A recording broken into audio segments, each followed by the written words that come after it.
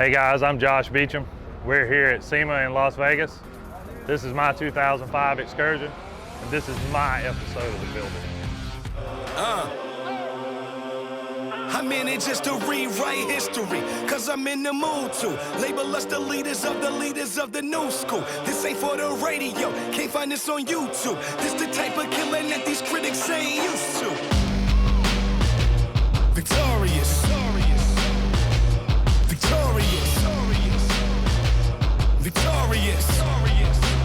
In this day and age, I got time for innovation, time to be creative.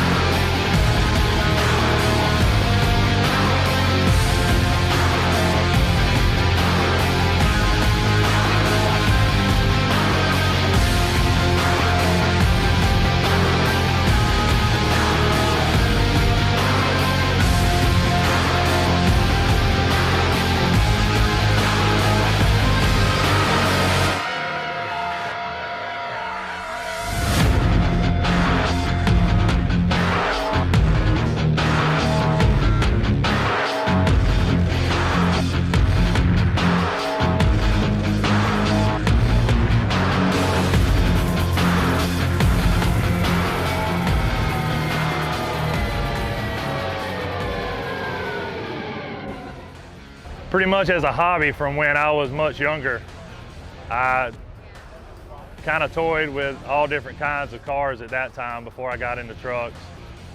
And we did everything from custom paint to custom suspension and wheels. And it just kind of evolved from there through cars and then into even some motorcycle along the way and then finally into trucks. I think I enjoy most about building is literally seeing the project come together. Think about how all the individual components have to interact with each other and having that vision to where everything can finally come together and create the final product. I'd have to say my passion probably started with my first vehicle, which, believe it or not, was an old Chrysler Baron convertible that we kind of changed the wheels on and things. And at that time, it was something that nobody did. And did a little customizing on the interior, and it just kind of snowballed from there through all the vehicles since. The original plan with this, there was actually a plan. It wasn't just a vehicle that just happened to get customized. I had a really good vision for this in the beginning with the lift. Not quite this extreme, it was something a little more moderate, but we lifted it and did some 40-inch tires and 10-inch lift, and that kind of changed over the course of a year to where we started to do the interior. And the interior, there was an enormous amount of time got spent in it because it's all converted over to 2016 from the original 2005.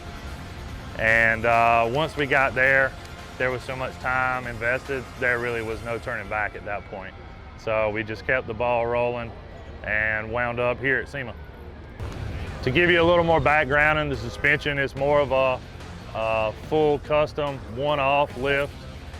We ran all King coilovers in the front and rear along with triple bypasses in the front as well. We got 18 inches of travel in the Kings in the front, 14 inches in the rear. And from that, we kind of went into the wheels. The wheels are American Force 26x16. The name of them are Crux. And we did a two-piece wheel where we did the back half of the wheel in blue, and then we remachined that back half to get the machining back into it and put them together on some Fury tires. Those are the new 42-inch by 1550 tires. And that kind of rounded out the whole tires and wheels and suspension. We decided to bring a theme into the truck as well, and that theme kind of went along in hand with the name, and we kind of chose Lady Luck. That was based a lot on us being here in Vegas. And as you can see behind me with the cards in the hand, there's a lot of card related little details within the suspension with aces and spades and whatnot that's all integrated into it that kind of brings that whole theme together. During the whole SEMA build, I think everybody's kind of familiar with the term SEMA crunch. The SEMA crunch was definitely on. Everybody wanted everything to be done weeks ahead of time. And of course, that's the way we would have loved for it to been, but of course it never happens that way. So maybe 2 weeks in, we could see that parts coming in from different suppliers. We're not gonna be on time, things were gonna be running late. And in order to be able to get it done, we were gonna have to put in quite a bit of long hours. So I jumped in with the guys at Davis Off-Road for the last 8 or 9 days. And we pulled days from 7 a.m., 8 a.m. until 1 and 2 in the morning, night after night after night, to be able to get it done. And we got it finished up probably 4 or 5 hours before the truck showed up to pick it up and bring it out to SEMA. I think for the future with this, there's some small details that could be done. The interior is not really where I want it to be yet. What's there is all complete, but I like to add to it and really make it a little more custom and bring it up to a higher end interior.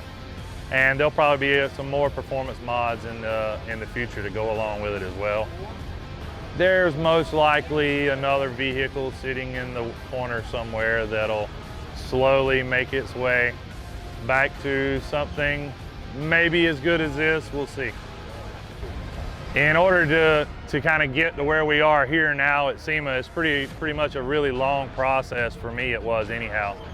I built this at a more minor level originally and traveled around the show circuit down into Florida and other states and kind of started getting recognized more on social media.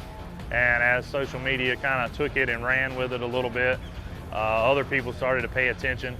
And once I started getting a little bit more of a following, then some of the companies, some of these sponsors started to take note, and we started to work together a little bit, and they helped me out with some things.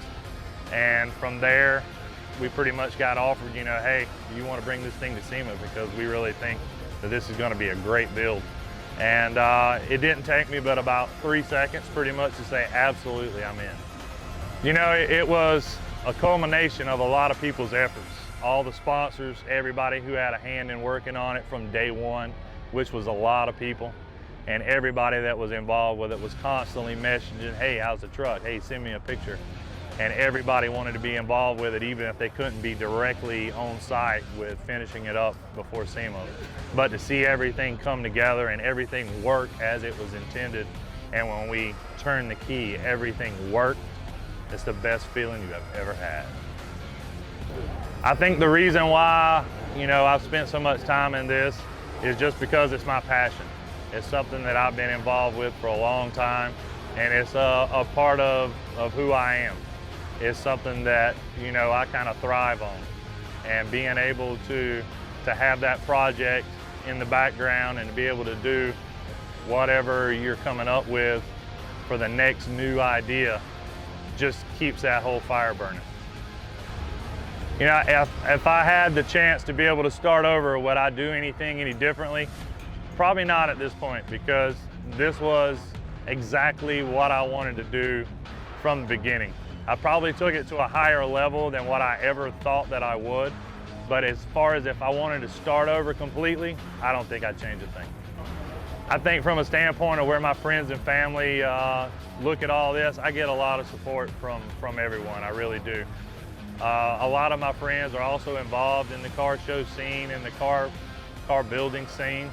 And my family has always stood behind me and always supported me in every way they could.